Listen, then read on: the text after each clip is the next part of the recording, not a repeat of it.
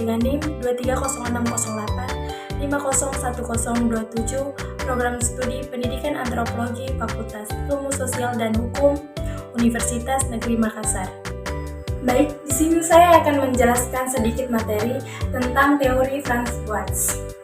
Seorang diri Franz Boas lahir pada tahun 1858 sampai 1942, mendidikan antropologi Amerika yang sesuai dengan jalur yang sudah ditempuh selama abad ke-20.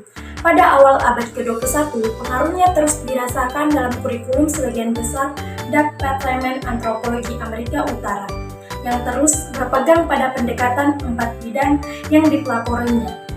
Boas lahir dan dididik di Jerman, di sana mendapatkan gelar doktor. Dalam bidang fisika, penelitian dilakukan mengenai sifat optik warna. Ia melakukan kunjungan lapangan ke Kanada Utara untuk mempelajari persepsi penduduk asli tentang warna, dan di sana pula ia beralih ke geografi dan kemudian antropologi. Ketika Boas berkunjung ke Amerika Serikat, ia menghabiskan waktu di New York sebelum menjadi kurator di Field Museum of Natural History yang baru di Chicago.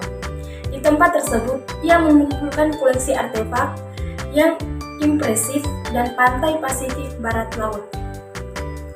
Dia melakukan riset lapangan di antara penduduk Coathuila dan kelompok pribumi terkait, fokus pada etnografi dan linguistik. Perselisihan dengan administrator museum membuat Boas meninggalkan Chicago dan bergabung dengan Universitas Clark di Worcester, Massachusetts. Tak lama kemudian, ia kembali ke New York dan bergabung dengan Universitas Columbia. Di sana, ia tinggal selama hampir setengah abad. Boas adalah seorang antropologi budaya yang memiliki pengaruh dalam antropologi linguistik, antropologi fisik, dan antropologi arkeologi atau secara terbatas. Boas seorang sarjana yang sangat disiplin dan produktif, telah menerbitkan lebih dari 700 artikel buku. Ia juga ahli dalam membangun dan meningkatkan organisasi profesional seperti Asosiasi Antropolog Amerika dan jurnal profesionalnya, American Anthropologist. Franz Boas dikenal karena penelitiannya tentang pertumbuhan manusia dan juga karena karyanya dalam studi budaya arkeologi atau linguistik. Beberapa teori atau pemikiran dari tokoh tersebut sebagai berikut. Yang pertama yaitu relativisme budaya. Boas seorang imigran asal Jerman yang hijrah ke Amerika Serikat dan pernah untuk waktu yang singkat mempelajari antropologi bersama Bastian di Heidelberg, melaksanakan riset penting di antara orang-orang Eskimo dan suku-suku Indian Coathuila pada tahun 1890-an. Dalam perkuliahan serta kepemimpinan profesionalnya, ia memperkokoh pendekatan kuartet bidang dalam antropologi Amerika, yang membedakannya dari antropologi Eropa. Karena antropologi Amerika tidak saja mencakup antropologi budaya dan sosial, tetapi juga antropologi fisik, arkeologi, dan linguistik. Di balik semuanya ini, Boas terutama Nian dikenal oleh karena aneka ragam gagasannya. Walaupun relativisme budaya sudah diperkenalkan lebih dari 1 abad sebelumnya, namun Boas itulah yang menjadikannya sebagai paramis utama bagi riset antropologis. Sebagai tanggapan terhadap skema-skema evolusioner dari Taylor, Morgan, dan kawan-kawan, Boas langsung mengambil sikap yang lebih condong kepada pendekatan partikularistik.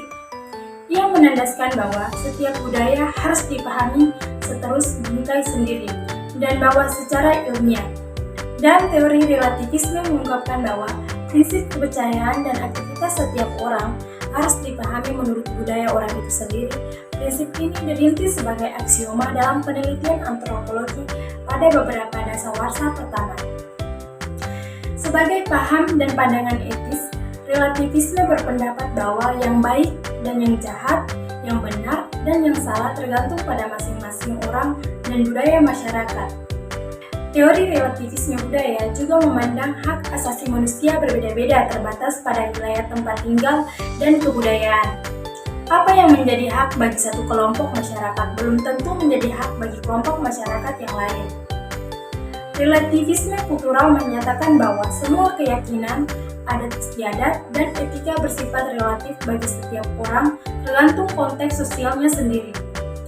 Ras budaya hanya berlaku bagi orang-orang tertentu di dalam budaya-budaya tertentu.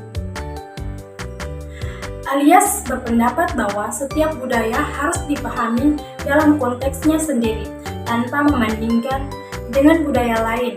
Ini berarti bahwa tidak ada budaya yang lebih tinggi atau lebih rendah dari yang lain. Setiap budaya memiliki nilai dan norma yang unik. Yang kedua, partikularisme historis. Teori partikularisme muncul setelah berakhirnya masa teori evolusionisme. Pemikiran baru ini dipelopori oleh Franz Boas yang menentang teori evolusionisme. Teori ini disebut juga sebagai partikularisme historis. Para partikularisme historis mengikuti teori evolusi sosial abad ke-19 sebagai teori yang tidak ilmiah dan menyatakan diri mereka bebas dari ide-ide yang terbentuk sebelumnya. Boas tidak setuju dengan teori evolusi tentang adanya hukum universal yang menguasai kebudayaan. Boas berpendapat meskipun hanya satu unsur kebudayaan tetapi harus dipelajari dalam konteks masyarakat di mana unsur tersebut berada. Teori partikularisme berpandangan bahwa perkembangan tiap kebudayaan mempunyai kekhasan sendiri-sendiri dan tidak dapat digeneralisasikan ke dalam aturan atau hukum yang universal. Boas berpendapat bahwa semua budaya mengikuti jalur perkembangan yang sama dari primitif ke maju. Ia berargumen bahwa perkembangan budaya bersifat multilinear, artinya setiap masyarakat dapat berkembang dengan cara yang berbeda tergantung pada konteks, sejarah, dan lingkungan mereka.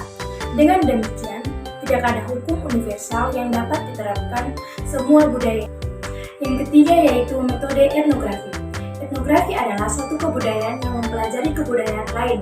Etnografi merupakan suatu bangunan pengetahuan yang meliputi teknik penelitian, teori etnografis, dan berbagai macam deskripsi kebudayaan. Etnografi bermakna untuk membangun suatu pengertian yang sistematik mengenai semua kebudayaan manusia dari perspektif orang yang telah mempelajari kebudayaan itu. Etnografi didasarkan pada asumsi bahwa pengetahuan dari semua kebudayaan sangatlah tinggi nilainya. Berdasarkan prinsipnya bahwa teori budaya harus berasal dari data etnografi konkret, Boas sangat menganjurkan kerja lapangan. Ia mengembangkan metode observasi partisipan sebagai strategi penelitian dasar kerja lapangan etnografi.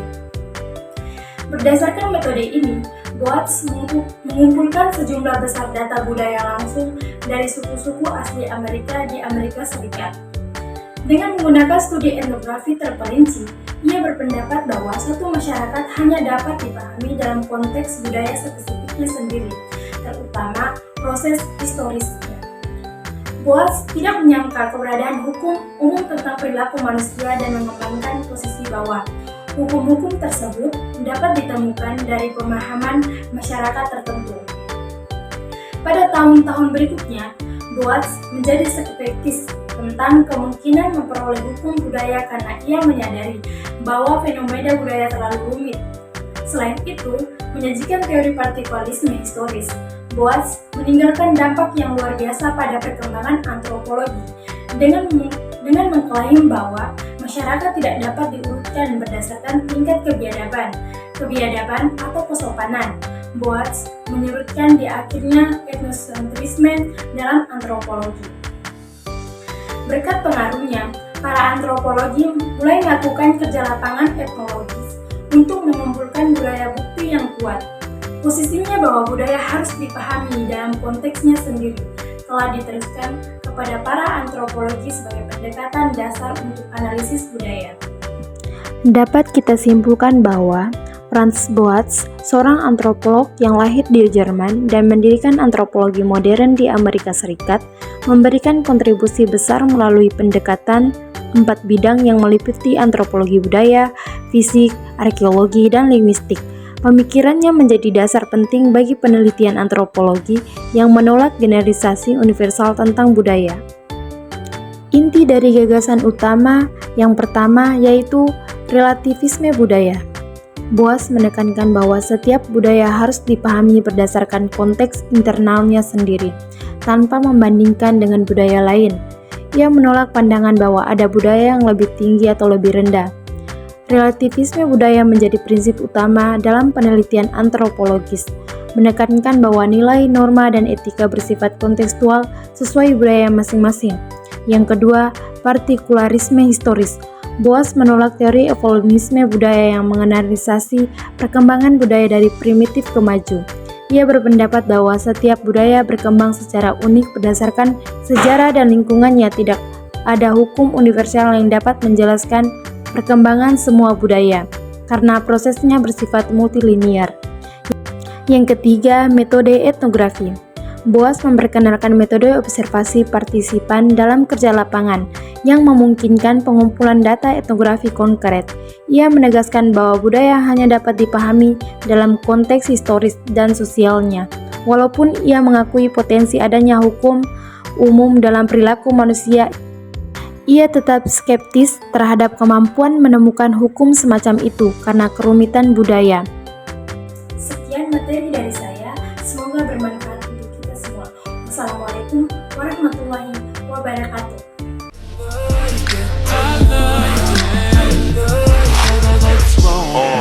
Pull your panties down from under